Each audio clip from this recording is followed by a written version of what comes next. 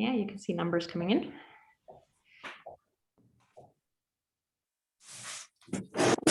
So good morning, everyone, and welcome to today's the Montpellier seminar series in Ecology and Evolution. Today is a special seminar. As you'll have seen, we start 15 minutes early. It's a special seminar because it's the last of the academic year. Of course, we'll be back next semester starting September 10, but it's also a special seminar because it's the Conférence Louis Thaler, that happens once a year in Montpellier, where we celebrate great science and allow our students to network. So for this occasion, we have a special program for you today. We are going to start with Ophélie Rons, the ISEP president, introducing the background of this special seminar and Louis Thaler. And the Louis Thaler seminar will be given by Hanna Kokko. So before I hand over to Ophélie, I'd like to remind you that for the questions, you can use the Q&A tab that you will find at the bottom of your screen. You can simply type your questions at any point during the talk, and we will moderate the answering at the end of the seminar.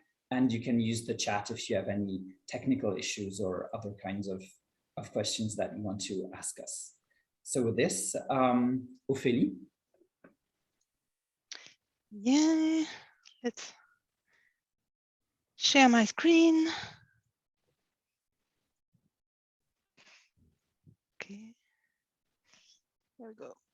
So good day, everybody. I was invited by the organizer of the SEM to give you a little bit of background and historical context on those series of seminars called Louis Thaler's Lectures or Louis Thaler Conferences. Agnès Mignot and Philippe Jean helped me to prepare this very small presentation to give you some background. So I first give you the list of previous speakers in this seminar series. So we have been inviting almost every year, not every year, very inspiring list of speakers from all over the world. That you can see, who you can see here on this slide.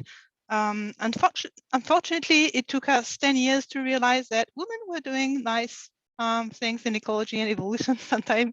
And so the first female speaker of this series was Deborah Charlesworth, an impressive contributor to our field.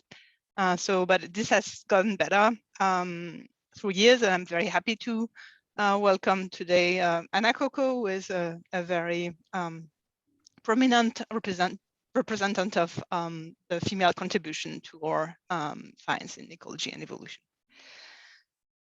So those seminars started in 2003, and I don't remember exactly who was the team really who pushed forward this the organization of this particular conferences, but I remember very well that Philippe Jean was really a strong promoter of this idea. And the idea was to invite speakers with a very broad interdisciplinary vision in ecology and or in evolution that would appeal to a very large audience in Montpellier. And initially, they also wanted to have inspiring, speech and presentation for the community, but also to honor those speakers by giving them a diploma of Doctor Honoris Causa of the University of Montpellier. And this never worked. I must say it didn't have also the support of everybody in the community, but that was part of the idea. And I think it also shows that the idea was both to, contribute to scientific animation in Montpellier, but also somehow to showcase the place that Montpellier occupied in this discipline of ecology and evolution, which I think not showcasing to our guest speakers, of course, but showcasing more to the local funders and authorities who might be well aware of the place that medicine or agronomy had in Montpellier historically in terms of very strong discipline, but might not be aware of how strong Montpellier had become in those fields of research. And indeed, today, ecology and evolution in Montpellier is kind of, I mean, I would say Montpellier is a kind of stronghold of ecology and evolution worldwide, in a large part because of the sheer concentration and density of researchers working in those areas on the site, with about 1,300 researcher at various stages of career and staff concentrated in this relatively small city in France, with a very wide diversity of topics and approaches, and strengths both in ecology and evolution. And I would say a lot of strengths due to the synergy between those two fields of research and their relative strengths in this site. So this research is spread across a very, very complex organization with many, many different institutions and research centers that are embedded in different layers of administrative structures that are completely indecipherable for most of our foreign visitors. But despite this complexity, and maybe somehow because of it and the diversity that it maintains, there's been also very long-term sustained efforts to federate this community and find ways to link everybody and support shared facilities and structures that would make this collection of individuals working on different topics and aspects of evolution and ecology a common thing.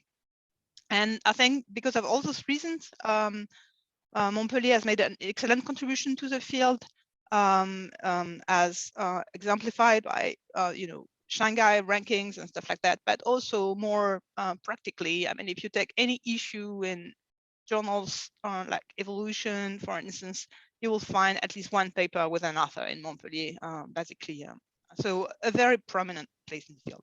So I'm not saying that just to brag about it, but because it's connected to what we want to honor with these conferences, which is that we've reached this point and we started from a situation not so long ago that was very, very different. And this development of our discipline in this site is due to the action of many different important actors.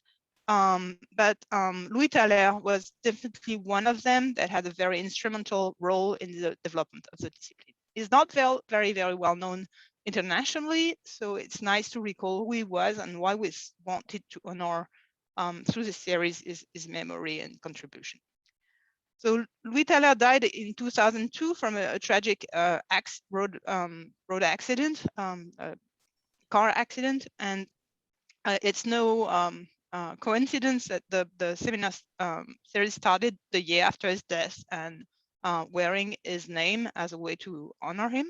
So he was a paleontologist with a specialty in studying fossil mice, which at the time was one of the very first to do that, with a very important contribution in this field.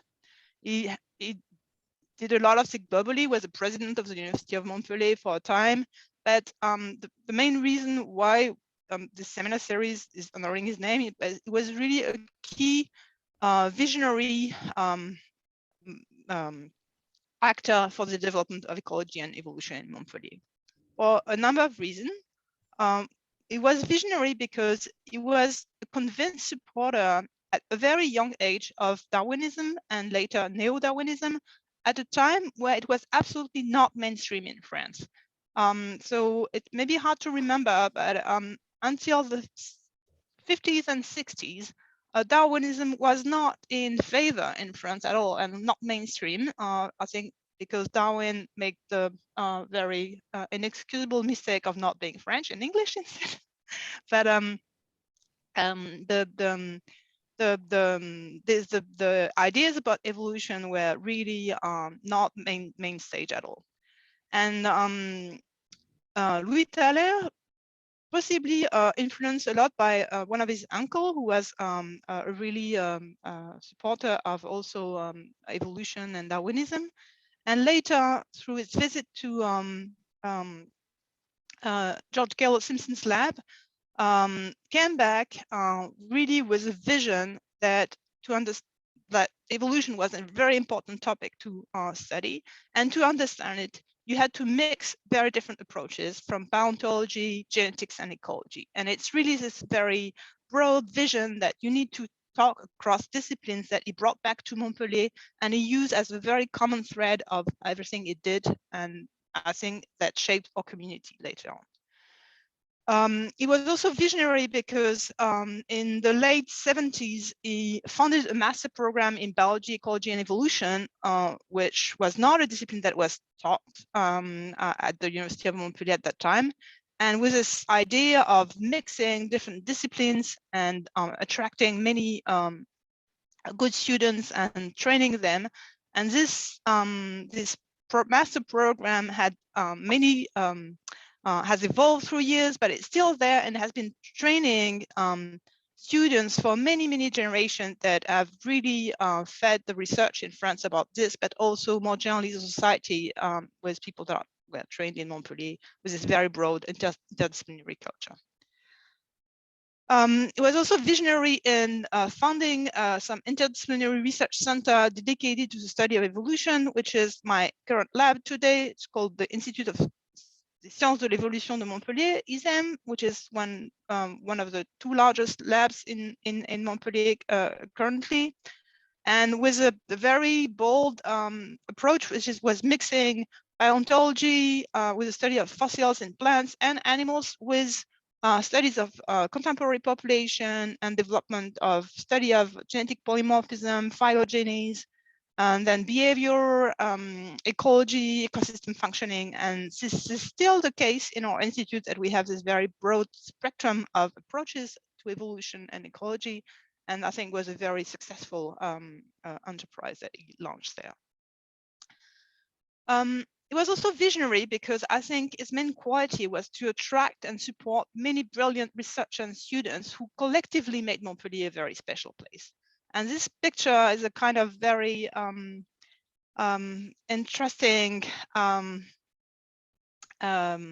parable for, I think, what made Montpellier successful. So this is a lot of people from the lab who are together painting their office space. So you have technician staff, students, and heavy weight researcher all working together on this, and with a very good spirit and family atmosphere. And you can recognize, for instance, Nicole Pasteur on this picture, who was the head of ISEM later on. Bernard Dolé was the head of the CEF, which is also a very large lab in Montpellier, working on ecology and evolution. Philippe Jean was also the director of the CEF at some point. And Louis Thaler actually was not painting the room when he passed as the picture was taken, and he quickly stole a smoke to somebody and put himself in the picture. I think it's a nice analogy that say that it was instrumental, but if we get there, it's because we were a group, a team with many people with many qualities working together. And I wanted to conclude by honoring the memory of two members of this community. There were many that contributed to make Montpellier such a place and were influenced by Louis, who I also wanted to say was extremely welcoming and reachable for students. We celebrated recently the 40 years anniversary of the ISEM Institute, and there were many testimony of how, as students, we all come to see him, and it was really welcoming and discussing with students and actually embark us in this adventure because it was reachable, really, and welcoming. So there were many that made Montpellier a special place, but I wanted to take this opportunity just to honor the memory of two women who were really special for us and were ripped to our affection much too early. Janice Breton-Davillon was a specialist of chromosome evolution, was a very important person in Montpellier and at ISEM in particular, due to a very great gentleness and fairness and approach to problems and issues, and really a support for many in the community for us. And Isabelle Olivieri, who was by our personalities very different from Janice in some aspects, but also a very great source of inspiration, and international openness and vision in Montpellier, and died recently as well. And I think since we are welcoming very brilliant women evolutionary biologists and ecologists today, I wanted to finish with this person. Okay, thank you for your attention. Okay. Thanks a lot. Thanks a lot, Ophélie. Thank you very much for having accepted to introduce the conference on a very short delay. So last week, as we said. So it is, so to be very rapid, it's really it's a pleasure to introduce Hanna Kokko as a speaker for this Louis Thaler conference. And so Ophélie was saying before that one of the main trumps of Louis Thaler was this bringing this multiple angle view of evolutionary biology and the interaction with other dimensions of science. And I think this is one of the main contributions of Hanna Kokko to evolutionary biology.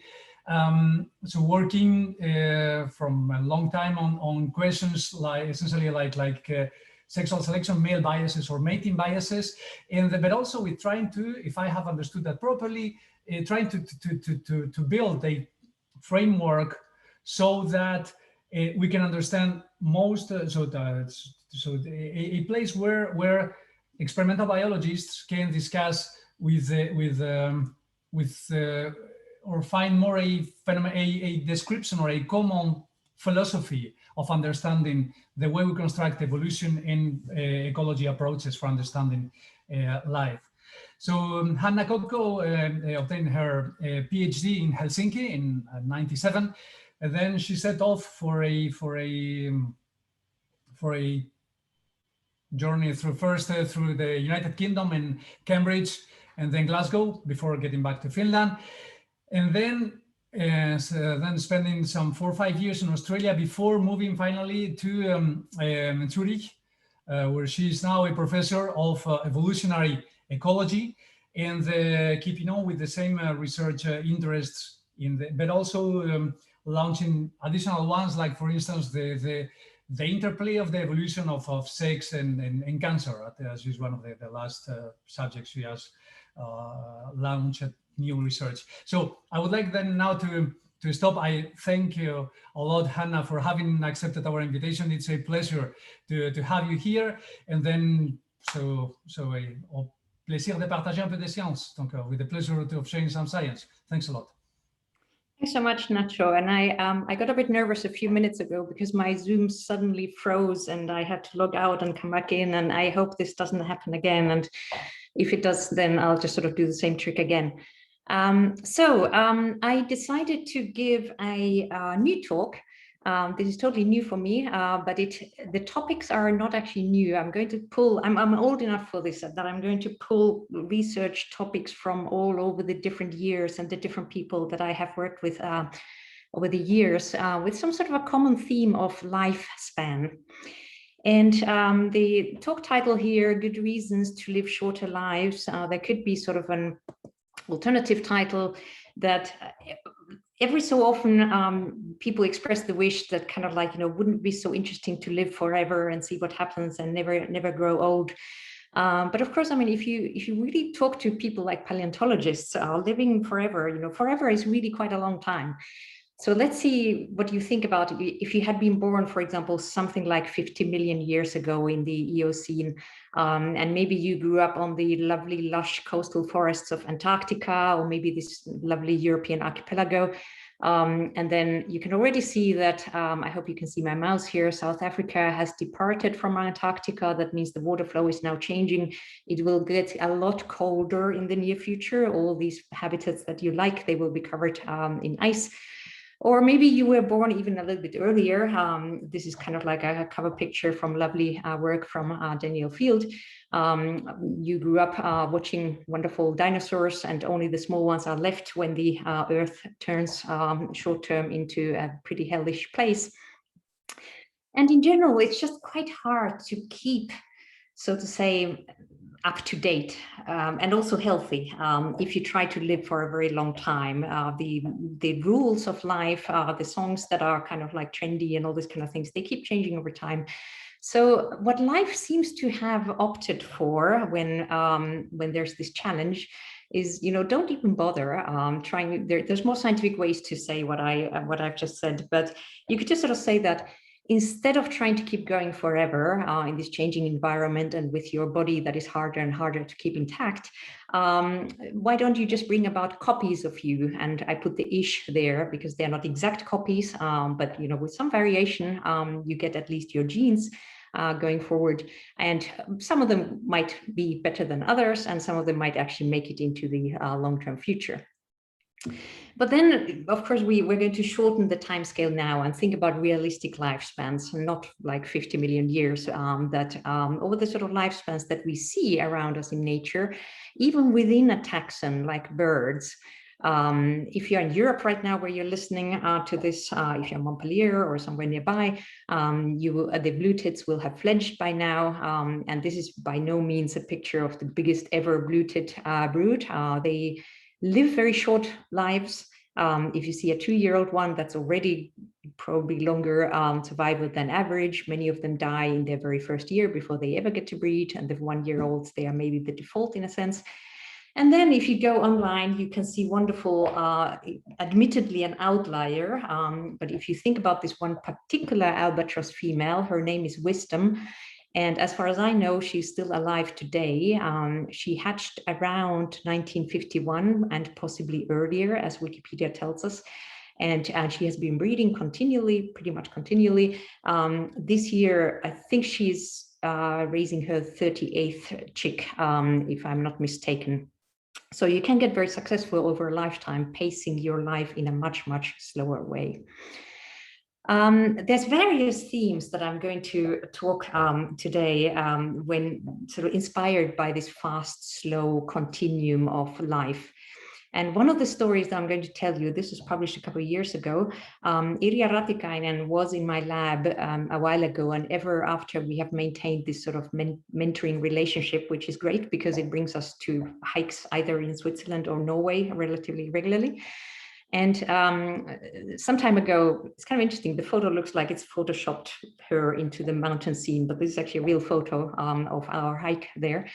We were talking about plasticity, its evolution. You could also say learning is one form of plasticity. You sort of change your phenotype and your behavior as you age because you learn new things, and how this might be different depending on whether you have a sort of fast life history or a slow life history. And some of the ideas that are so intuitive that they kind of have already been in the literature for quite a while is that if you have a long life, then this might be the creature where you expect lifelong learning to make sense, because if your life is really short anyway, then kind of you're dead by the time you have learned anything. Also, the environmental stability might play into this, because if the environment is very stable, then of course, you know, whatever you are like, that stays valid for a longer time before you're totally hopelessly outdated. But when we looked in the literature about this, it's actually surprisingly hard to get solid, proper theory or even empirical results on these relatively intuitive predictions beyond some sort of general statements that the environmental autocorrelation matters relative to generation time.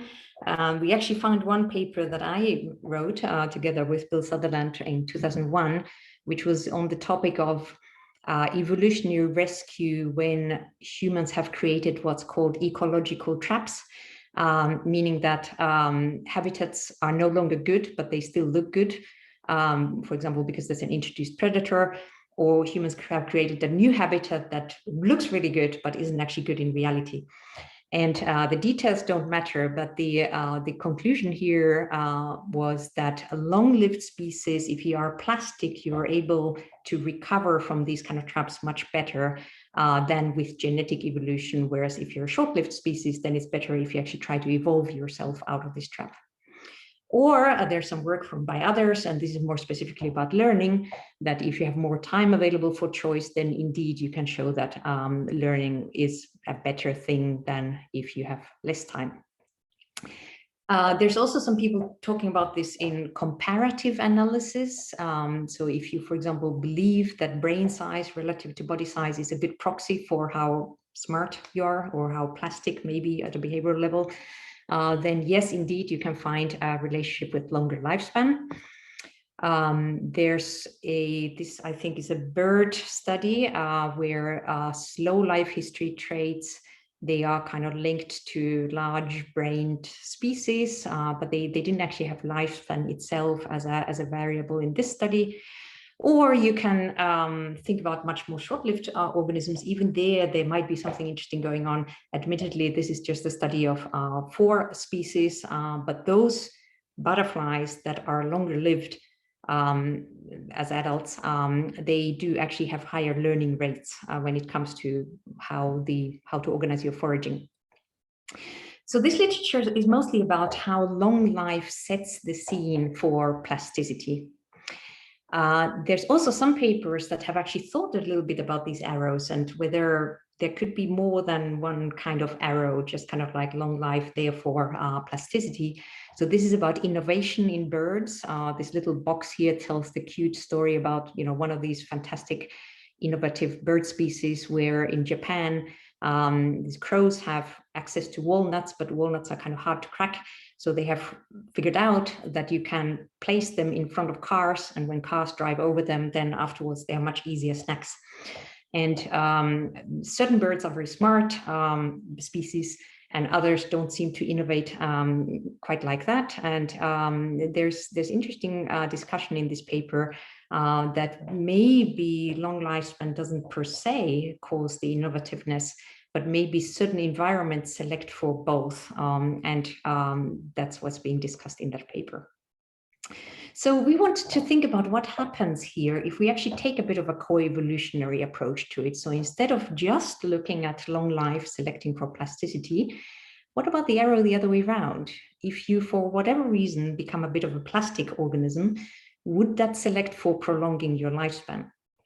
And the reasoning in our heads while we were in the Norwegian mountains was that you could consider a world where it's kind of a nice thing to be plastic, but it's also quite costly. I mean, learning anything, it takes time away from all the other good things that you could be doing. Going to school, you're not earning your salary at the same time, that sort of thing. But if you haven't learned anything new for a while, then there's a risk that you become outdated unless you do a bit of updating of your skills in the world. If, on the other hand, you have already updated your phenotype quite recently, then it might be better to assume that, whatever you learned or whatever cues you got from your environment and adjusted your phenotype accordingly, that is still valid for a while.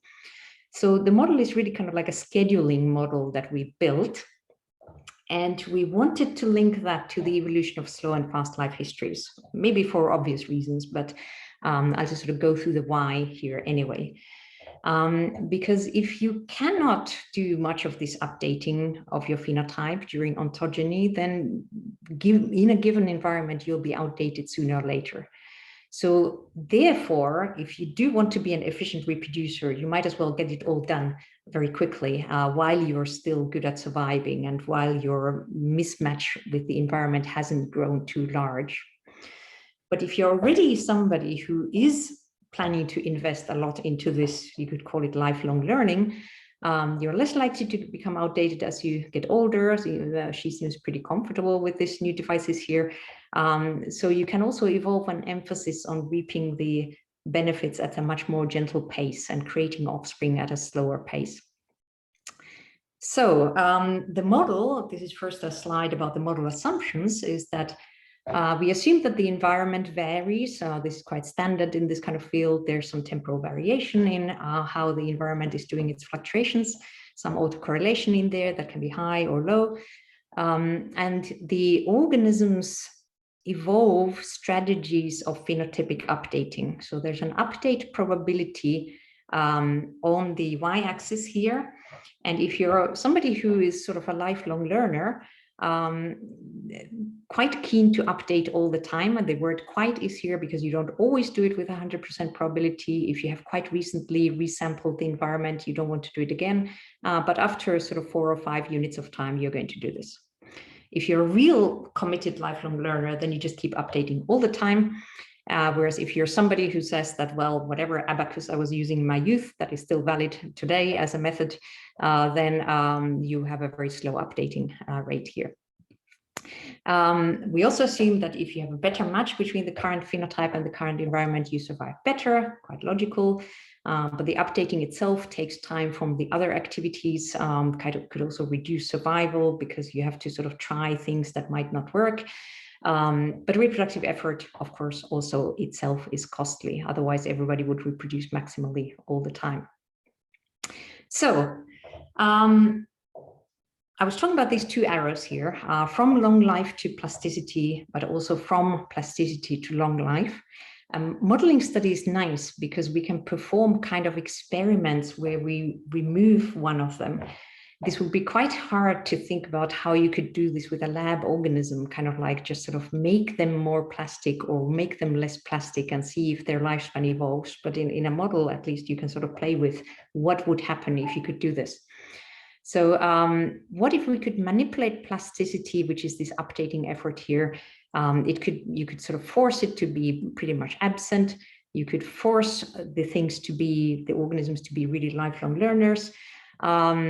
And as we can see here, at least in 2 out of the 3 examples that I'm showing here, the lifespan evolves to be low. The life evolves to be fast when you're not a plastic creature. Whereas when you're a plastic creature, then whatever the environment is doing, you evolve these much longer lifespans. That is your slow life with slow-paced reproduction, long lifespan. So the long life here is an outcome of plasticity, basically because now being old no longer has to imply that you have developed a mismatch with your current environment. And this picture here, by the way, this is what happens when you do a Google image search on a smart granny. So these are the creatures that just sort of don't get out of date with their environment at all. And of course, you know, this whole thing, this story breaks down. If the environment is really stable, then whatever, you know, your learning abilities or things like that, you can just evolve a long lifespan because you're not going to get outdated just based on your genes alone. Evolution should have made the story work for you. This is just a flip side image of the same or sort of flip side measure of the same situation that I showed to you. So the same experiment, but now what I have in the y-axis is reproductive effort.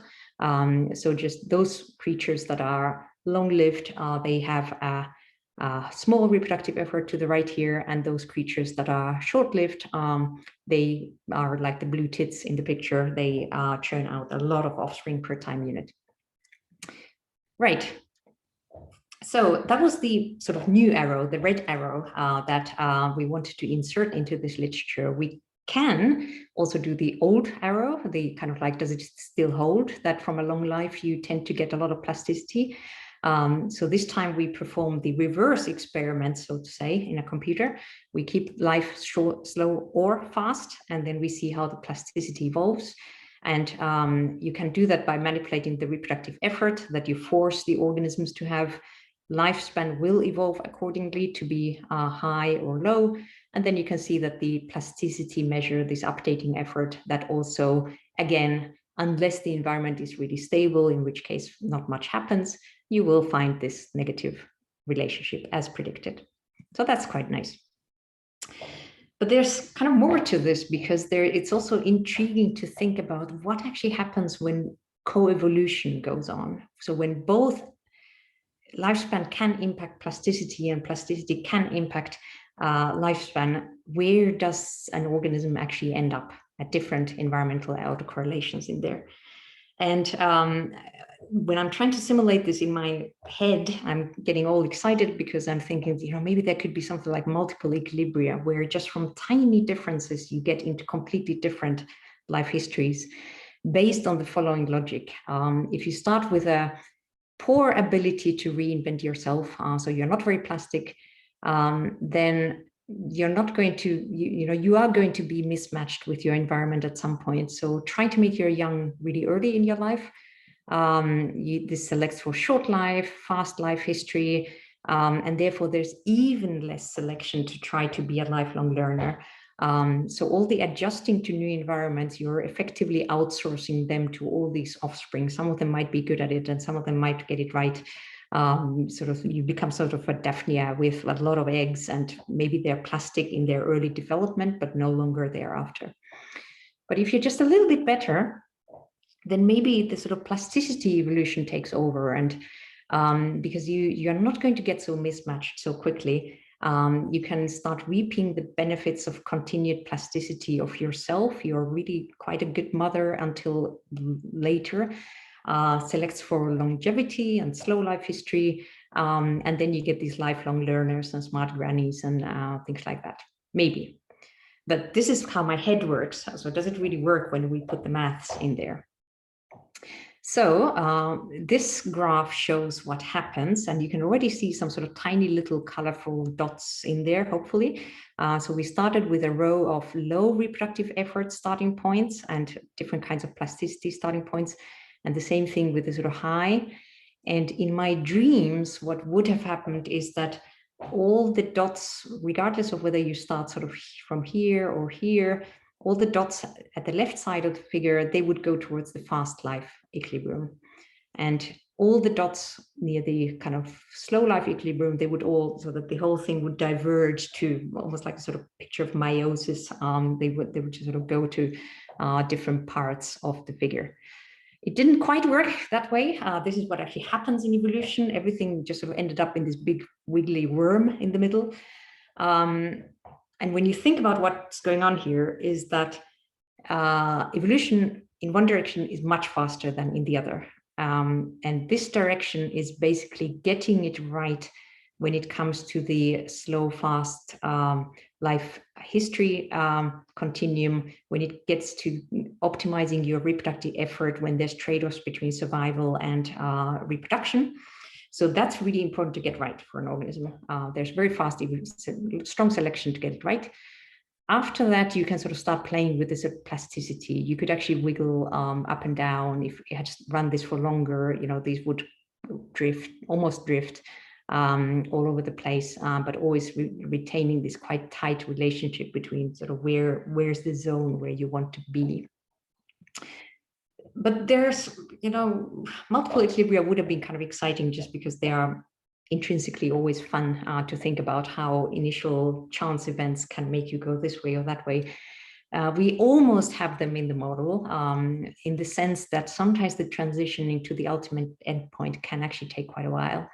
So if I think about this first graph here, where we have started the life or started evolution with quite a low reproductive effort. So this is sort of a bit of an albatross-like life history, and also quite a strong updating, strong plasticity. You can see that, again, very quickly, the organism gets it right when it comes to how much to reproduce, and the plasticity wiggles a little bit upwards here.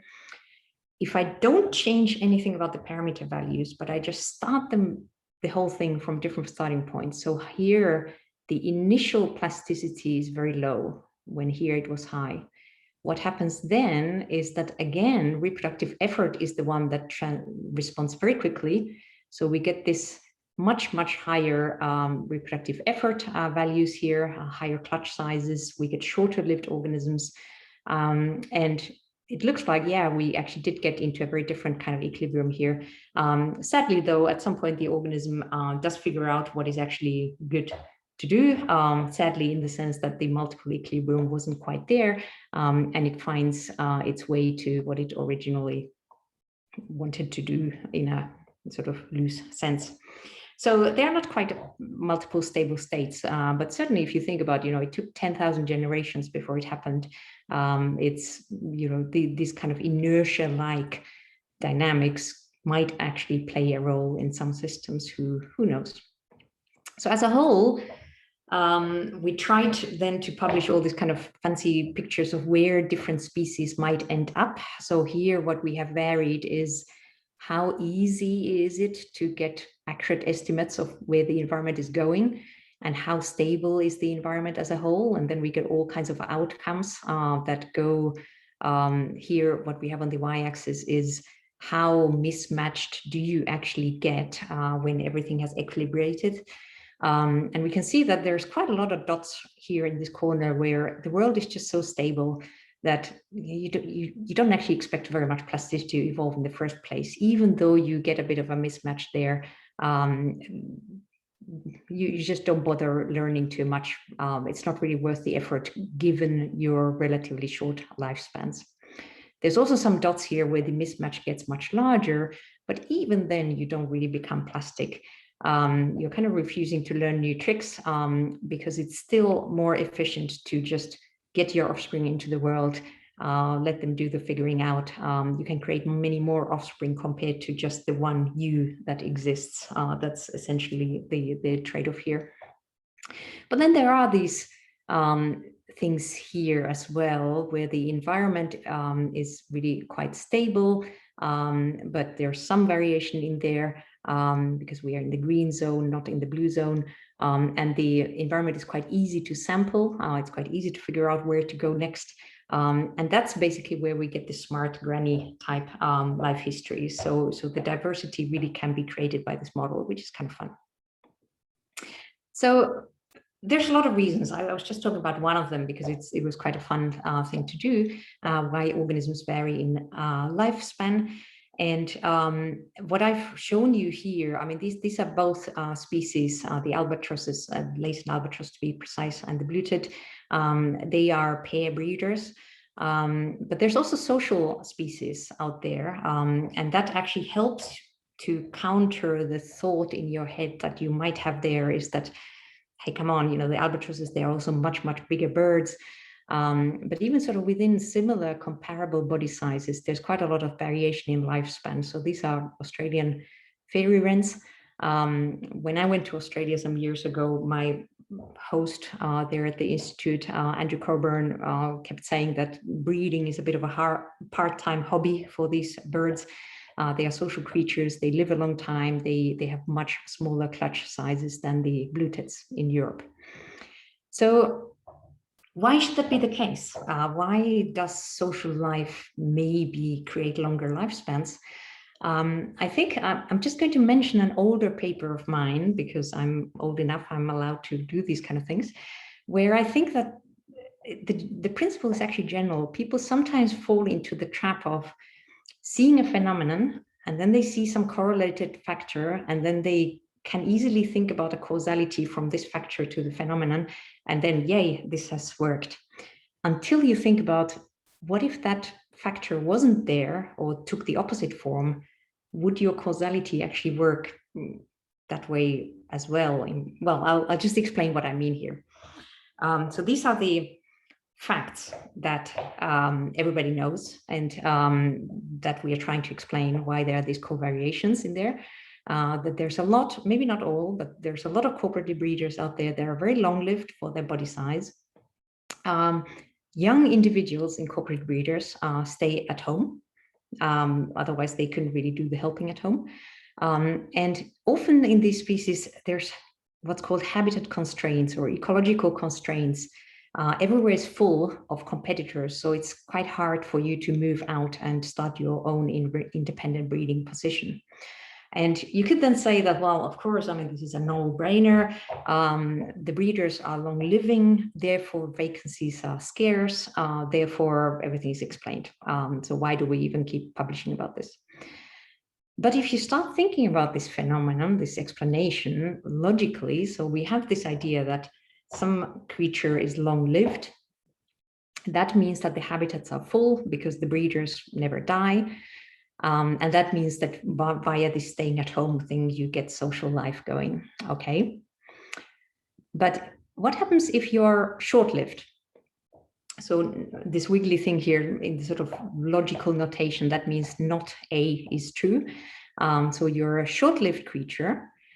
I would say that even then, you know, habitats very easily get full. And why do they get full? That's because these short-lived organisms tend to have a very high reproductive output. So they produce a lot of competitors for each vacancy. So vacancies might be created faster, but they also get filled very fast. So therefore, do you also then predict sociality? It's kind of like, oh, this whole thing didn't quite work as straightforwardly as you thought. So if both A and small a can make it difficult to secure an independent breeding position, a priori, if you didn't know the answer, would you actually, which one would you make the predictor of social lives? So this is, I promise this is an old paper, it's almost 18 years ago, but it sort of links to something newer that we are doing today in my lab. This was done by Roger Hadling, who was a postdoc in my lab back then, where we went through the argument and we sort of dissected all the maths in there, showing that the long life, the A as opposed to not A, that will actually do this more reliably than high fecundity for two different reasons that are actually not so, I mean, both can cause the difficulties that I mentioned here, but how to deal with the difficulties, the social life is a better route to it in this case, not so much in this case. And there's two reasons for it. And the first one actually goes back even further in time in my own personal scientific life.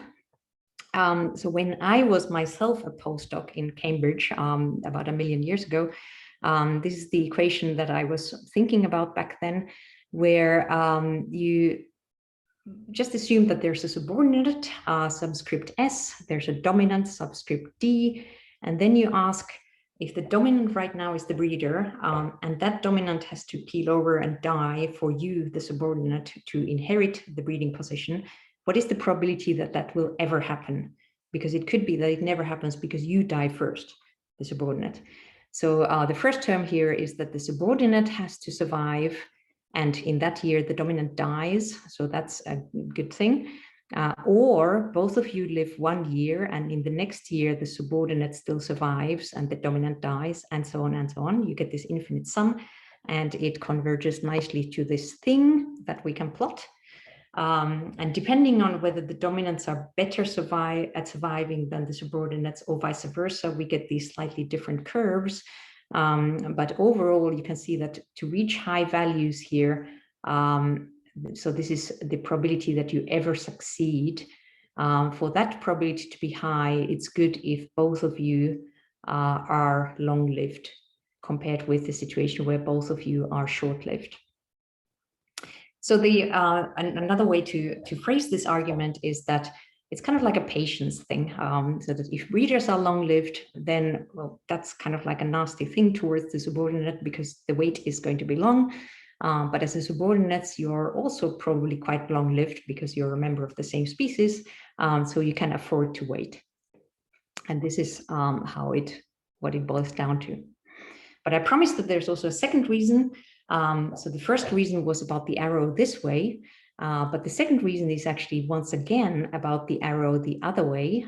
So this was actually not published by us originally either, but we sort of pulled them together in one model, the offspring depreciation hypothesis, which is that if you start developing a bit of social behavior, meaning that your young stay at home, then not every one of them can easily inherit a breeding position. Effectively, they start competing with each other. So this is these are young starlings. It's a non-cooperative species in Europe, and you can see that that would basically just sort of not work with these very large clutches of starlings. So then you get this selection to start having smaller clutch sizes. And the long life then is a consequence of the trade-off allocation shifting in that direction, in the slower life history direction. So that was those old stuff. I'm sort of getting ready to finally talk about what we are doing in the lab at the moment. So this is sort of work in the pipeline, because the models that I talked about so far, they do have lifespans in there, but they are actually not very explicitly senescence models in terms of declining survival or fecundity as the organism gets older. In the model about the cooperative breeders, we didn't have it in it at all. In the model with Iria about the plasticity and so on, you can get more mismatched as you age. So it's kind of like an indirect effect that makes you senesce. But you can also go, and this is what we're doing in the lab at the moment, kind of very directly to models of senescence and increasing mortality over time. For example, the famous, for those people who work in this field, they know the so-called Gompertz-Makeham curves. They are usually plotted in an upwards direction because the mortality goes up as you get older. But I think it's actually quite intuitive to plot them just in the kind of like, what is the probability that you're still alive kind of curve.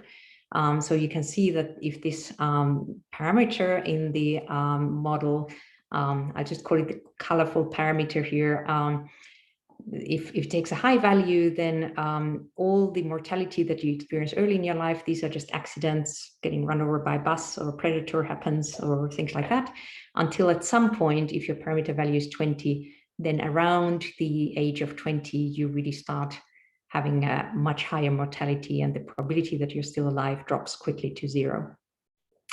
And I'm calling it just a colorful parameter here because we don't quite know what it should be called. It's in the demography literature, it's often called the modal age of death. But if you have this extrinsic mortality acting in there, it's actually no longer the modal age of death. So I'm trying to be mathematically precise and not call it that. You could call it sort of planning to die when, because these are the senescent deaths that happen because that's how your body was built. These are the deaths that occur because of extrinsic mortality, accidents that just happened to you beforehand. So then, you might imagine that selection always favors improving the value of this parameter to ever higher values. And I'm still talking a little bit about social lives here, because as you can imagine, there can be trade-offs. There can be weakening selection over ages where fewer of the population is alive. There's all these things. But still, if you just intuitively think about the situation where you really should have figured it out, that's in the case where you have eusocial systems with workers, and the worker genes are obviously inherited from the queens. So you already have genes that are able to make a really long life, because queens typically are very long-lived in these organisms. And therefore, it's quite surprising that, for example, in ants, these pictures, of course, are not ants, but the same story.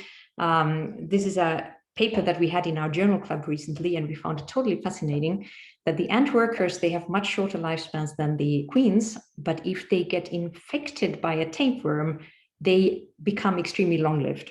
It's kind of good for the tapeworm because the tapeworm can wait until the workers are eaten by a woodpecker. But for the workers, it raises the question, if you're able to do this, then why don't you always do this? Why does it have to be a tapeworm that makes you do it? And maybe a clue that we sort of discussed in the journal club there is that these ant workers, they also seem to live very lazy lives. They stop doing productive work for the colonies. But these kind of things that we are trying to put into a modeling framework at the moment, just once again, starting with some intuitive explanations for this, and then trying to see if they actually work when you put them in a model. So when the workers have to work, then, well, it's kind of hard work. They might just run out of steam, all these senescent processes that happen when you're performing a lot could happen.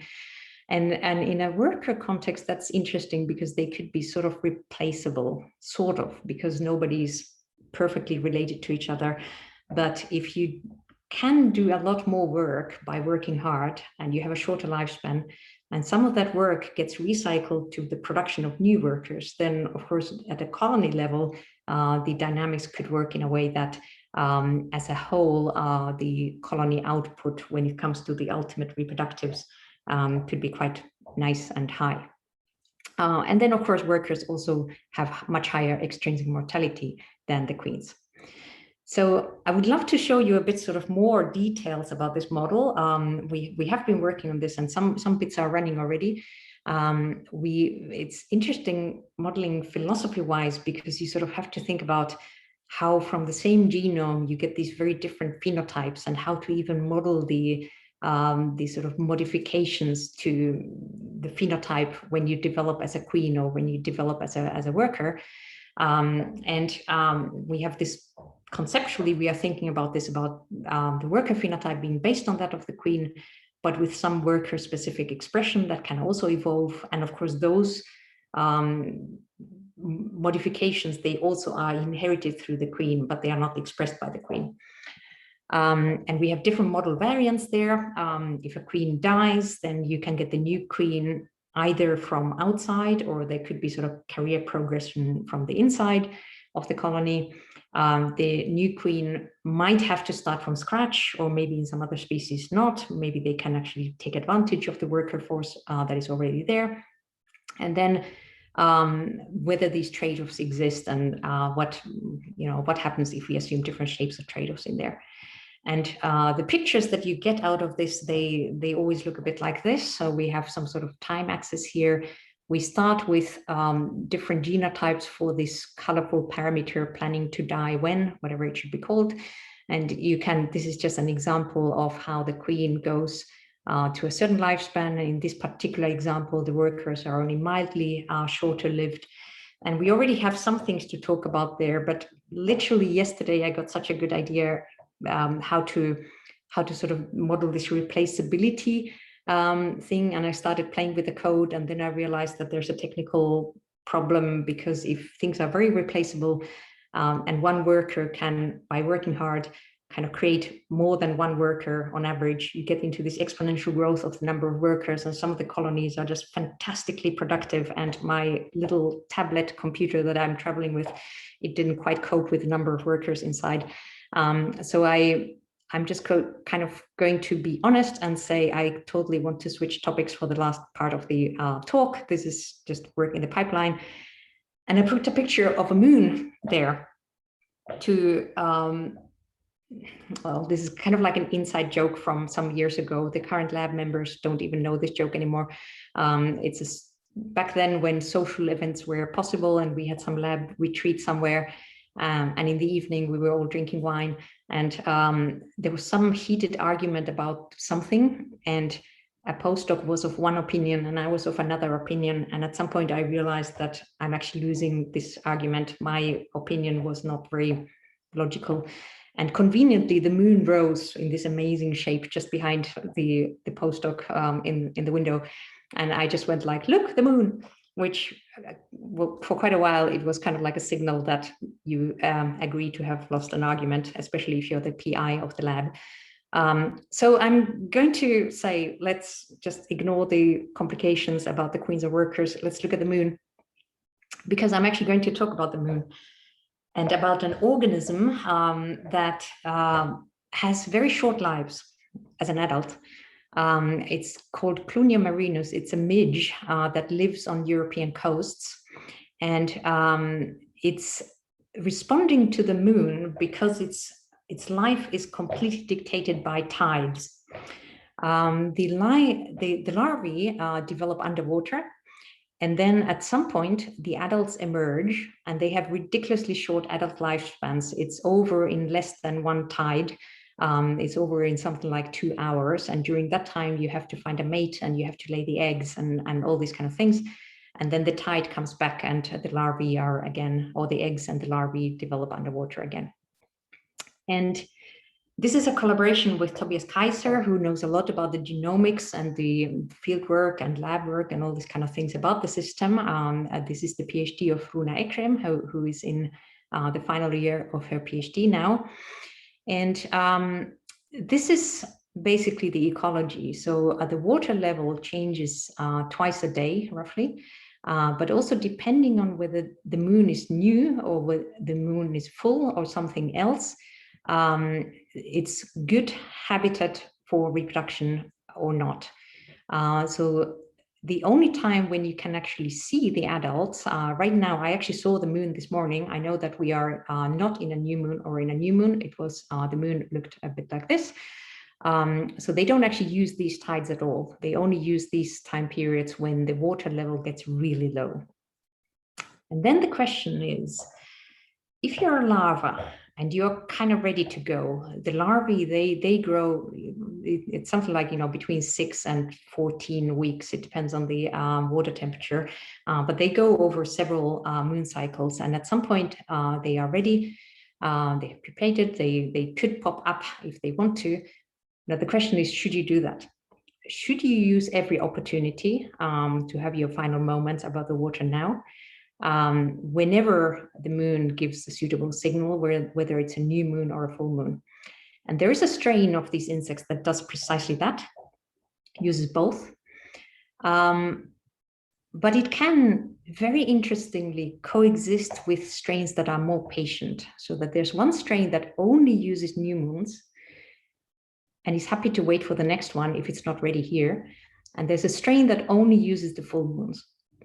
So Runa by now probably feels that, I gave her the task that, isn't it interesting that they coexist, and maybe we could model it and see how this actually will work.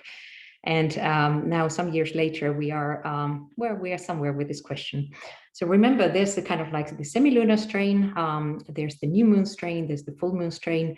And the model works in a way that the genotypic frequencies that we're modeling, they are on this triangle plot. So if we had a coexistence situation, for example, with 50% of, no, sorry, you can't have 50% of 3 different things together, but the numbers always add up to 100% here. So if you had 33% of everyone, then you would be basically in the middle of the graph here. And if one strain has gone to fixation, then we are in the corners, for example, with the new moon strain here.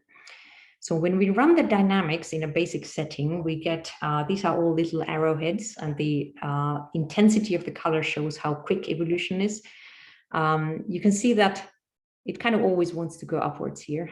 So the shortest possible life wins, the one that uses all the mating opportunities. No wonder, because if you wait for longer, that is just more danger before you can emerge and do your thing. The only time when one of these non-semilunar ones wins is when we start with it being completely absent. So if we start along the x-axis, then we can see that we always move to the left. And the new moon wins over the full moon here only because we assumed that the season starts with the new moon providing the first opportunity. It's kind of like a coin flip, which one comes first, because the water temperatures are, as far as I know, uncorrelated with the moon cycle. So in one year, the new moon is the first ever reproductive opportunity, and in another year it's whichever I said, the other one. So why would anybody ever wait and not use every possible lowest low tide? And we got some inspiration from people who study corals. You know that these are things that are happy to wait a whole year for a suitable moon. And there the argument is that if you're a broadcast spawner, then you really want to maximize the chances that you actually find somebody to fuse with. So you get these mass spawning events. Synchrony is good if you have to worry about finding mates. Our system is not so extreme. The males can actually come and find the females. But still, if you think about it, your lifespan as a female is very short.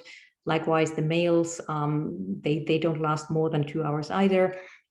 You really need to make sure that this happens. This is your one and only reproductive opportunity. So maybe you want to get a proper crowd together for mating purposes. And if you don't use every lowest low tide, then maybe that's better. So we put an allele effect in the model. This is the earlier graph that you already saw. If you put the allele effect in there, we get a different picture, yes. But now it's much more symmetric. Now, whichever strain is common at the moment, like here the new moon strain, here the full moon strain, you get evolution towards fixing that strain. So strong enough allele effect, and you just, once again, you get only one strain at the end. But now it's kind of depending on initial conditions, which one wins. So we didn't really solve the coexistence problem. We can look at hybrid production. This starts looking a bit like some sort of eyesight test. But if you look at this, we don't find cases where the arrows would come together. We don't find them here either. It sort of always goes towards the corners. We can look at hybrid production together with an LE effect, and basically we just get these, they're called priority effects. So whoever got to predominate in an area first, that is the strain that should prevail. So it's kind of time to scratch our heads, like, why do we actually fail so badly when others are succeeding? Like there's these famous papers in there that if you have these temporal niches, that should promote frequency-dependent selection, and therefore the rare type has an advantage and should spread. And we actually find almost the opposite. There are other papers there. Everybody seems to succeed. We don't. There's this paper here, which talks about ontogenetic diet shifts, and we started thinking about those.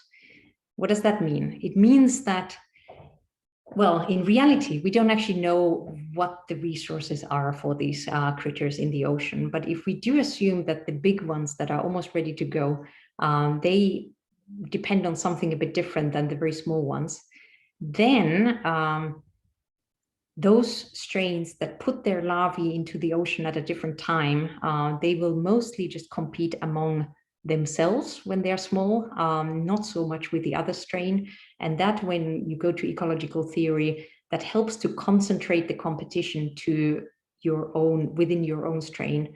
And your presence doesn't harm the, it sort of leaves space for the others. Even though at other times in the ocean, you're still meeting. And therefore, it's not obvious that this should promote coexistence, but when we put it in the model, it actually does. Whether it actually is the answer, we don't quite know. Runa also has other chapters in her PhD where we are thinking about spatial stuff, because if you think about how tides work, they kind of leave some bits dry at the same time when some other parts of the beach are still wet. And natural history-wise, what's going on is that the things, they pop up, they sort of float and take to the air. The males grab the females and fly around with them so that the eggs get deposited where it's good. So there's a certain kind of movement in there that has surprisingly big effects on the dynamics in there. So this is a very small scale migration that might have big effects on the dynamics. There's also a larger scale migration possible, which is basically between different beaches. There could be gene flow. And if you remember that one beach might be going towards fixation of one strain, another beach might be going in the other direction, but it's not actually going to do that very quickly. One season is not enough to make them go all the way to different edges of the triangle. Maybe if you have a bit of gene flow, then you are just sort of always on your way somewhere rather than at the end. Maybe. So that's it. I talked about some sort of very old stuff that I consider kind of like where I already know the answers. At least I published them back then already, and then some new stuff where we're kind of ongoing, and just some sort of grand conclusions from this. From the very last bit, the conclusion is that just because you have a temporally defined niche, it doesn't actually automatically promote coexistence. It's easy to sort of assume that, oh yeah, if one of you feeds on something at night and the other type feeds on the same thing at day, then there's more for everyone. But as already was pointed out quite in a sort of strong worded paper in 1974, it could easily be that whoever comes there first just eats the resource and there's nothing left for the other type. So the wording in that paper was that it's sort of absurd to assume that temporal niches just automatically have solved the problem for you. So really have to do the work. And as the models here showed, there's quite a lot of work to be done there. And in general, I think there's just so much intriguing stuff happening when you think about these fast and slow life histories and how they interact with almost like anything else, plasticity or sociality. And in general, the kind of like senescence, it's often modeled with the kind of some sort of mutation that impacts you late in life or early in life. But I quite like thinking about it as some sort of a thing that is operating to try to push your inevitable decay or getting out of date forwards in time. But what do you have to pay in order to do that? Those are the kind of things that are triggering thoughts in my brain at the moment. And I think it's just time for me to thank all the awesome people. These are not all the wonderful people who I've worked with over the years or who I even am working with currently. They're just the topics that happen to fit into the talk today. And of course, I'm thanking the funders here as well. And I think with that, I'm kind of done. And I hope this Zoom stayed valid the whole time. It did. Thank you very much, Hanna. This was a very inspiring talk, and it's very nice to see results at different times in your career wrapped together in a talk, which proves that it's a good thing that we are fairly long-lived species. Not completely out of date yet. So now we have some time for questions. So to everyone in the audience, you can type your questions in the Q&A tab. There's already one by Riccardo Podoni about more complex life stages. Maybe we can open your microphone and you should be able to ask your question, Riccardo. Yes, if you want. Hi. It's pretty much already in the question, but I can ask. I was just thinking about the animals that have different stages and live longer in a stage than in the other one.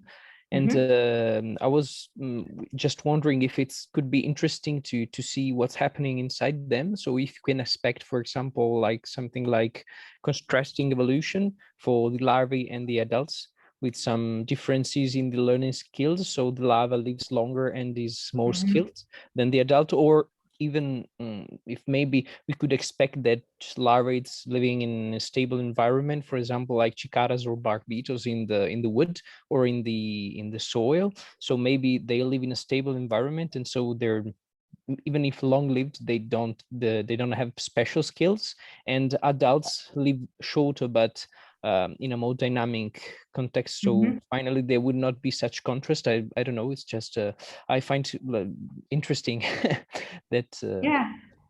It's actually a fascinating thought. I've never thought about that. As in, you know, if you have, for example, metamorphosing species, then of course, I mean, the demands on your life are very different early compared to late. And therefore, whatever you have learned is obsolete because now you deal with new challenges. In the case of Clunio, this marine midge that I was talking about, Tobias, who is the guy who actually knows about them, says that the adults, they're incredibly stereotyped, so that they have such short lives, and they're basically almost like little mechanical toys that can do just one thing, and that's what they do.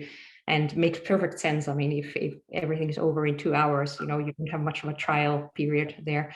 So, and as you pointed out, there's that thing, and then there's also the other thing that the adult environment might be more dynamic in a sense, but whether that's just a prejudice by us. I mean, larval creatures also have to do all kinds of complex things. So, but yeah, I'm not aware that anybody has worked on the sort of comparing the different life stages in terms of their plasticity, or but that's a good question. There is some work on why developmental periods, you know, those sort of sensitive periods when you're learning anything, why they are often at the beginning of life rather than later.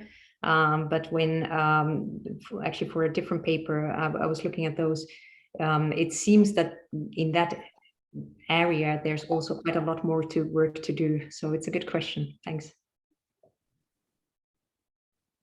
Okay. We have another question in the discussion part about social.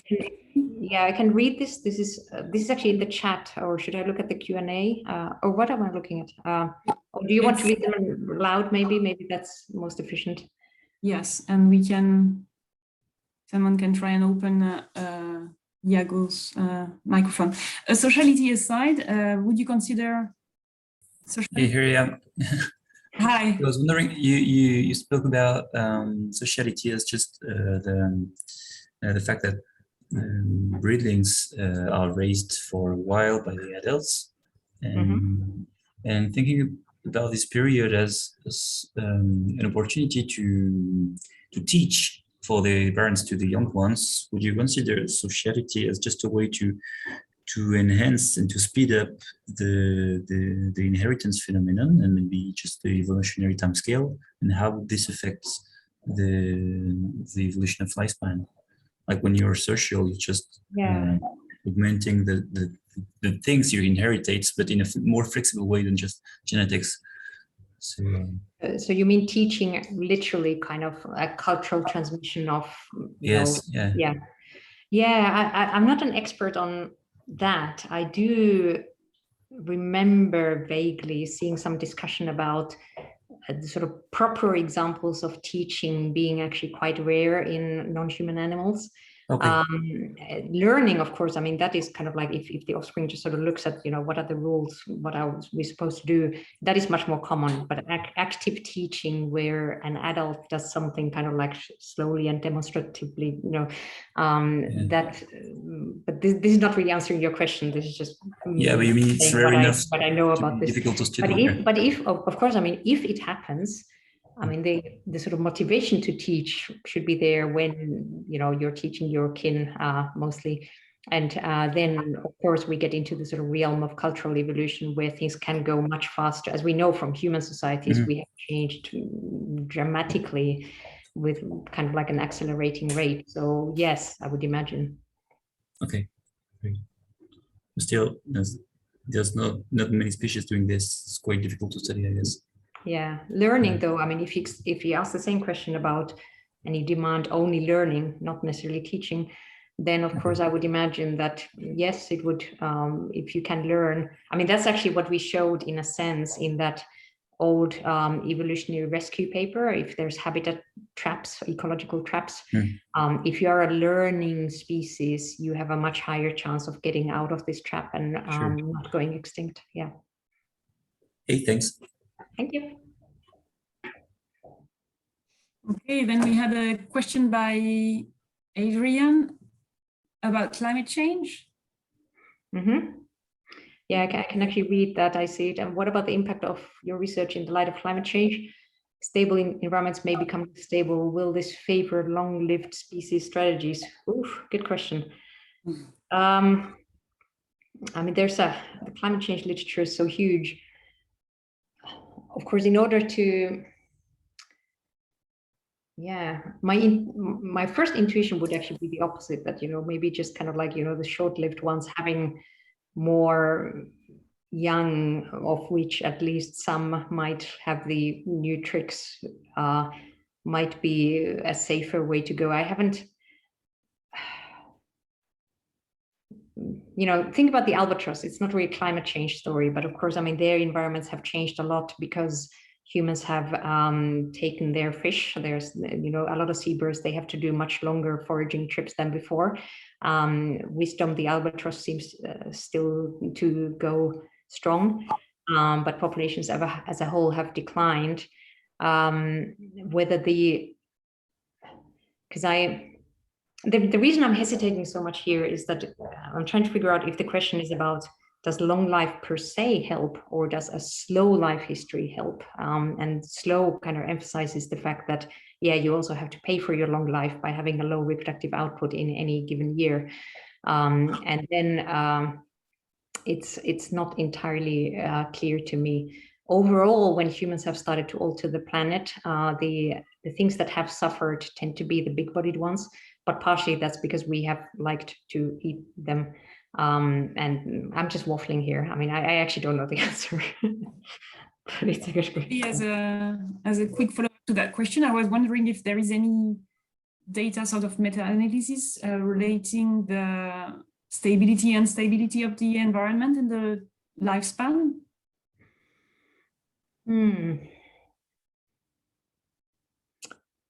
Good question. I mean, lifespans are so strongly body size correlated as well. So you have to correct for those kind of things. So a paper doesn't come to my mind right now, but it's a good question. Maybe we can, Romain can ask his question about maybe an outlier in this rule between ability to learn and lifespan. Romain, can you open your microphone if you want to ask a question? Sure. Yeah. Well, thanks for the presentation. It was very interesting. I just had in mind like this kind of outlier somehow of octopus that are great learner but live relatively short lifespan. I was just wondering how would you explain that? I mean, how does one ever explain outliers? I mean, it's by definition they don't fit your theory. There was a tree paper about the octopus, precisely about that question a while ago, which I didn't only download it, I even read it. And I ended up with a feeling that I'm still a little bit puzzled, as in, I mean, I can just sort of shrug my shoulders here that all else being equal, I would imagine that they would be better able to capitalize on their fantastic learning thing, but they just don't seem to. I just don't know the answer. They're fascinating, though. Good. Yep, thanks. Yeah, that was a very poor answer to anything. Ophélie, you want to ask your question? There you go. Yeah, thank you, Anna. I had a question about senescence of learning, because I'm not sure I got if in your modeling you also explored how, I mean, it seems that you had different strategies of updating throughout life or updating a lot very frequently, but did you also explore a situation where your ability or capacity or strategy or rate of updating changes through life and can help predict change in plasticity with age and the fact that some stages in the life cycle might be more plastic than others? Can you use your model to?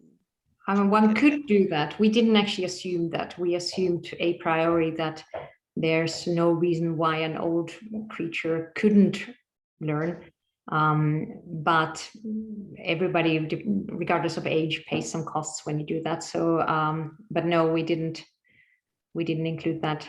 You could, of course, sort of speculate that kind of like implicitly there, kind of like if the cost of learning as opposed to, you know, doing useful stuff, if you pay that in terms of survival, then of course your residual reproductive value, if that is different, then of course you effectively pay a different cost depending on where on that graph you are.